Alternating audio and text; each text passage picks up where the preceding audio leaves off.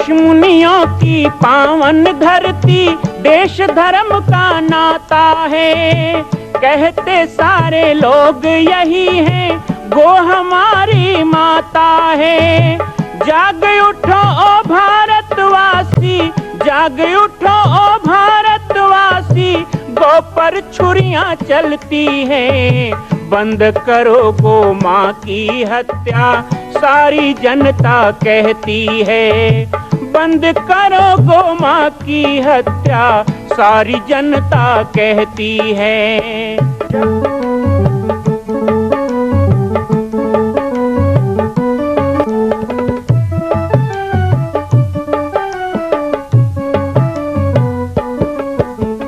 जगह जगह पर बूचड़ खाना, लाखों गौएं कटती हैं। किसे सुनाए व्यथा हमारी, नैना नीर बहाती हैं। रक्षा करना गौ माता की, रक्षा करना गौ माता की, गीता ज्ञान सिखाती है। बंद करो गो माँ की हत्या, सारी जनता कहती है। बंद करो गो माँ की हत्या, सारी जनता कहती है।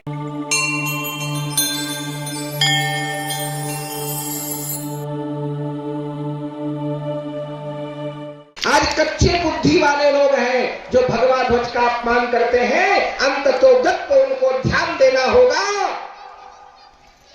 कि आज जो अली अली कर रहे हैं, कल उनको भी बजरंग बली कहना होगा। उनका भी बाप बजरंग बली है, इस बात को ध्यान रखना। सांप्रदायिकता की बात करने वालों को हम स्पष्ट बता देते हैं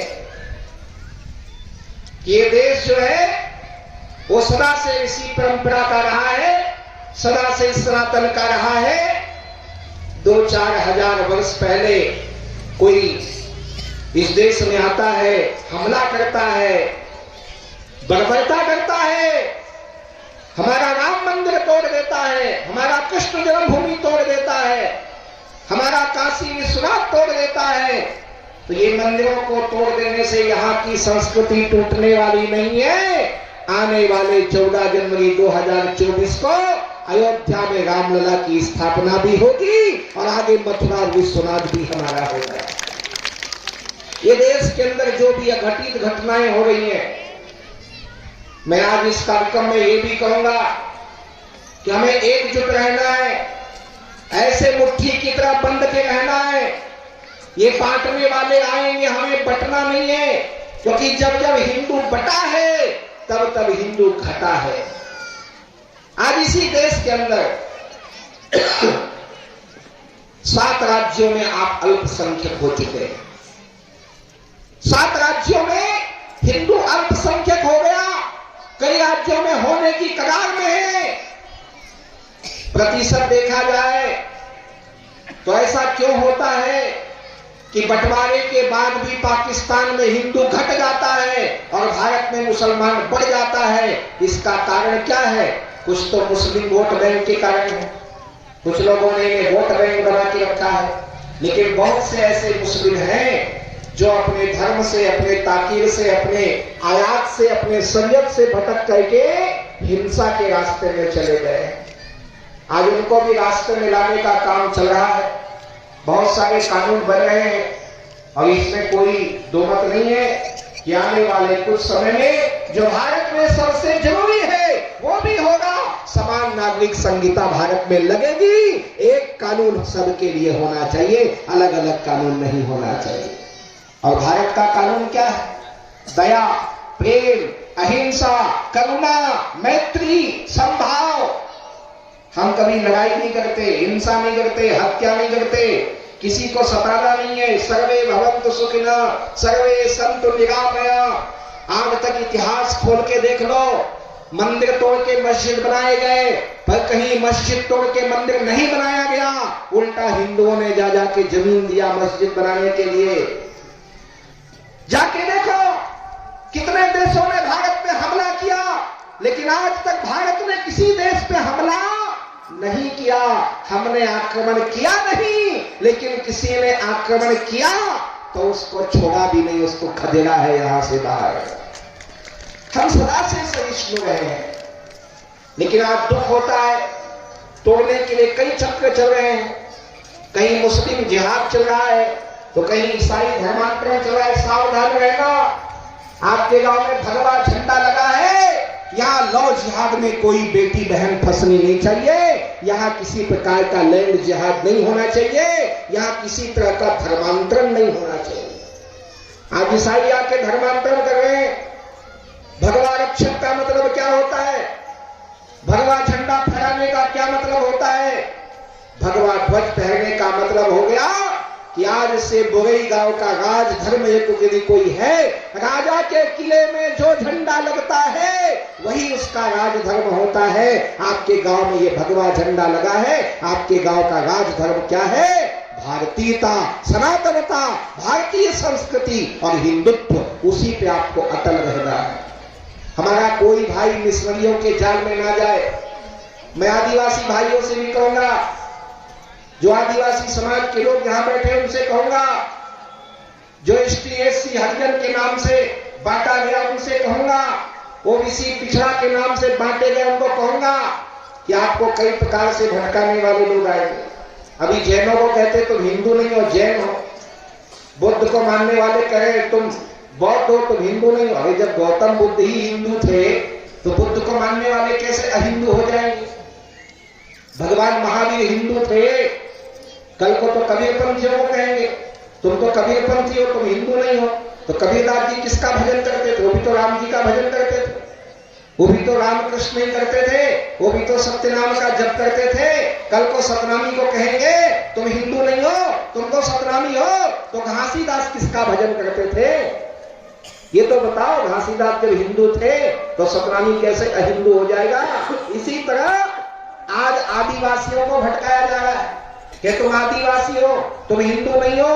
हमारे आदिवासी जो वंशज रहे हैं, हमारी आदिवासी जो महापुरुष हुए हैं, उन लोगों ने जगह जगह माता दंतेश्वरी के मंदिर बनाए, बुढ़ादेव शंकर के मंदिर बनाए, गणेश की पूजा की और सदा राम राम कह के आपस में मिलते थे।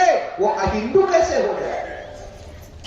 तो कोई आपको आदिवासी के नाम पे, कोई सतनामी के नाम पे, कोई कबीरपंथी के नाम पे, कोई बौद्ध के नाम पे, कोई जैन के नाम में भटकाने का प्रयास करे, तो ऐसे लोगों को मुंह तोड़ जवाब देना है। ऐसे लोगों का मुंह तोड़ना है कि हम अलग अलग नहीं है, हम एक हैं और हमारा झंडा भगवा झंडा है, हमारा प्रतीक हिंदुत्व है।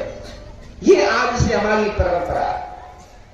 तो भगवा ध्वज का अर्थ है त्याग और समर्पण, भगवा ध्वज का अर्थ है बलिदान, भगवा ध्वज का अर्थ है भारतीय संस्कृति, भगवा ध्वज का अर्थ है हिंदुत्व। लेकिन उसके बाद भी जो लोग हमारे बीच में आकर के हमको बरगलाने का, भटकाने का प्रयास करते हैं, तो ऐसे लोगों के लिए हमारी युवा ब्रिगेड तैयार होनी चाहिए, हमारी युवाओं की सेना हरदम तैयार होनी चाहिए। मैं बहनों से भी कहूंगा, माताओं से भी कहूंगा, सावधान आपको भी रहना है। आप फेरी वाले बनके, भटरी बनके, हाथ बिचारने वाले बनके, ऐसे कई दुष्ट लोग गांव में आ रहे हैं, लाने का प्रयास करते हैं। ऐसे लोगों से सावधान रहिए। कानून को बताइए और हमारा जो भगवा सेना है उसको बताइए, हमारे सनातन धर्मियों को बताइए। कोई भी शंका हो उनको बताएं और मिलकर के ऐसे लोगों को अपने गांव से खदेड़ें। ये संकल्प हमारा होना चाहिए। हम किसी प्रकार से उनका सहयोग ना करें जो धर्म को नुकसान पहुंचाते हैं, जो धर्म को खंडित करते हैं, और सदा उस कार्य के लिए तैयार रहे जो समाज और धर्म के हित में होता है, जो गौ माता की रक्षा में होता है, जो अपनी संस्कृति की रक्षा में होता है, उसके लिए सदा तैयार रहे। यही एक हमारे भगवा ध्वज के अनावरण का उद्देश्य है। बाकी बड़ी प्रसन्नता है कि गांव गांव में, मैं दरबार खपरी में भी देखा, वहां पे भी भगवा झंडा लगा है। तो ऐसे कई जगह यहाँ भगवा झंडा लग रहे हैं।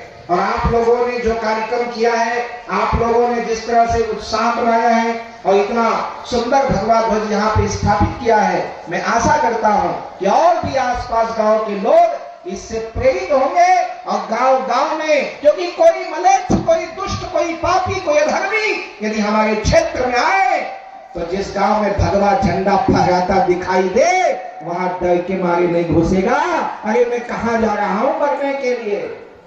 ये इस झंडे का प्रतीक है, इस झंडे का प्रभाव है। भगवान का नाम अपने मुख में रखिए, भगवा ध्वज अपने गांव में रखिए, भगवा फेटा अपने गले में रखिए, मस्तक में तिलक लगाइए और एक ही नारा, एक ही नाम जब भी बोले तो राम राम कहिए, जय श्री राम कहिए, तो कोई भी नीच, कोई भी अधर्मी आपके पास फटकेगा नहीं।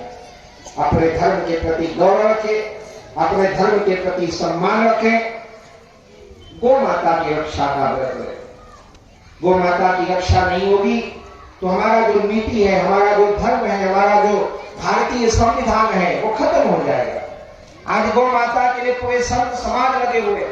अभी 2 दिन पहले ही मैं गुजरात से लौटा, वहां अंतरराष्ट्रीय कार्यक्रम था, पूरे विश्व के गौ सेवी संत आए। उन्होंने घोषणा की कि केंद्र में बैठी हुई सरकार यदि गौ हत्या पे पाबंदी नहीं लगाएगी तो 2023 के गोपाष्टमी अर्थात 20 नवंबर 2023 को भारत का संपूर्ण समाज दिल्ली में विराट प्रदर्शन करेगा। हम आर पार की लड़ाई चाहते हैं। अब इस देश में राम मंदिर भी बन रहा है, काशी विश्वनाथ भी प्रकट हो रहे हैं, काश्मीर में 370 भी हट रहा है, तो देश में पूरी तरह गौ हत्या भी बंद होना चाहिए। हमारी गौ माता का कष्ट नहीं बहना चाहिए। संत भी आगे आए। तो यदि संत लोगों ने आह्वान किया है तो मैं आप सबसे भी आह्वान करूं कि अपने घर में गाय रखें, भले एक गाय रखें लेकिन घर में गाय रखें। गौ माता के दूध दही घी के बिना पूजा पाठ नहीं होता, इसलिए अपने घर में भोजन भी उसके बिना ना बने, पंचगव्य हमारे भोजन में हो। और गौ माता जहां भी संकट में दिखाई दे तो एकजुट होकर के गौ माता को हम रक्षा प्रदान करें, गौ माता को सुरक्षा प्रदान करें, उन्हें सम्मान प्रदान करें। गाय ना पशु कहा गया, गाय पशु नहीं है, गाय मां है। इस भाव का जागरण पूरे देश में हमें अभी करना है, तभी चल के इतना बड़ा युद्ध हम जीत पाएंगे। और उस युद्ध में गौ माता के स्वतंत्रता लड़ाई में भी जो हमें 1 वर्ष में करना है, इसमें भी हमारा ध्वज भगवा ध्वज ही होगा, हमारा मान बान आन शान भगवा ध्वज ही होगा, कोई अलग झंडा नहीं होगा। इस देश के संपूर्ण धार्मिक कृत्यों का, संपूर्ण आध्यात्मिक वृत्तों का यदि कोई ध्वज है तो वो भगवा ध्वज ही है। तिरंगा तो हमारा राष्ट्रीय ध्वज है, लेकिन राष्ट्रीयता में कई प्रकार के लोग हैं, इसलिए हमारे हिंदू धर्म का यदि कोई धार्मिक ध्वज है तो वो भगवा ध्वज है। आपके गांव में भगवा ध्वज लगा है। मैं चाहूंगा कि यहाँ पर प्रतिदिन संध्या में आप आए, दीप जलाए, पूजन करें। सप्ताह में 1 दिन या महीने में 1 दिन कोई तय कर ले कि इस दिन भारत माता की आरती हम यहाँ पर मिल करके करेंगे, एक हनुमान चालीसा का पाठ करेंगे। ऐसे हफ्ते में मंगलवार या शनिवार को आप यहाँ इकट्ठा हो, माताएं बहनें छोटे बच्चे बुजुर्ग और युवा साथी इसकी पहल करें। कवर्धा में प्रतिदिन भगवा ध्वज की आरती होती है, प्रत्येक पूर्णिमा को वहां पर महाआरती होती है। इसी तरह चाहे बोरई हो चाहे उदयपुर हो, खाली झंडा लगाने से नहीं होगा, उस झंडे का सम्मान, उस झंडे की परंपरा बनाइए कि यहाँ पर हम शनिवार मंगलवार इकट्ठा होकर हनुमान चालीसा करें। महीने में 1 दिन, चाहे महीने का दूसरा रविवार हो चाहे चौथा रविवार हो, तय कर लीजिए। उस दिन शाम को माताएं बहनें घर से आरती लाए और भारत माता की महाआरती हर महीने अपने गांव के भगवा ध्वज के पास होना चाहिए।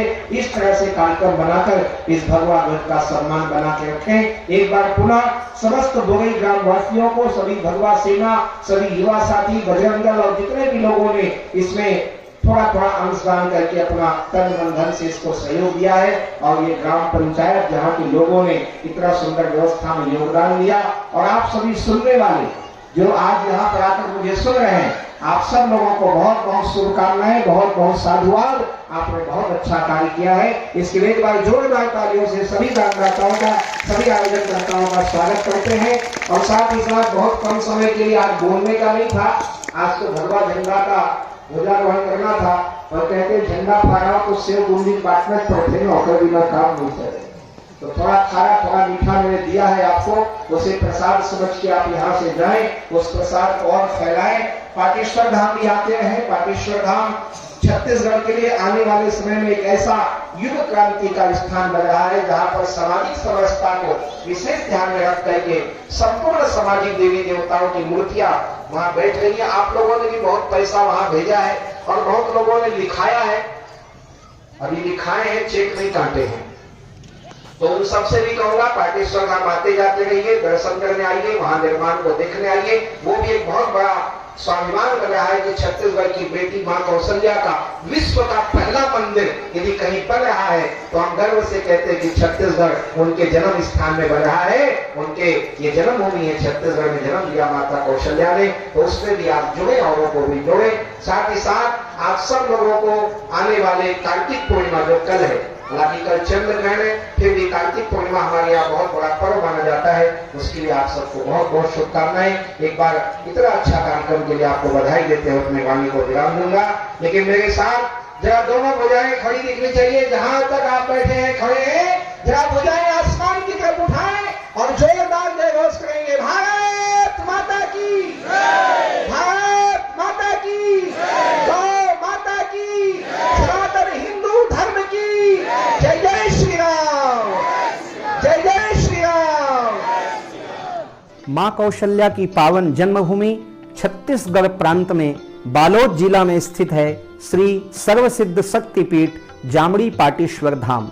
परम पूज्य सद्गुरुदेव राजयोगी बाबा जी की तपस्थली श्री पाटेश्वर धाम और विश्व के अद्वितीय मां कौशल्या जन्मभूमि मंदिर निर्माण का दर्शन करने और इसी प्रकार समसामयिक विषयों पर अपना ज्ञान वर्धन करने के लिए और 10,000 गायों के लिए बनने वाले श्री हनुमान नंदीशाला गो अभ्यारण्य का समाचार प्राप्त करने के लिए आप सभी देखते रहें YouTube चैनल पर राम बालक दास, और हमारे चैनल को आप सभी सब्सक्राइब करें, घंटी का बटन दबाएं ताकि आप सूचनाओं से जुड़े रह सकें। जय श्री राम, जय गौ माता, जय गोपाल।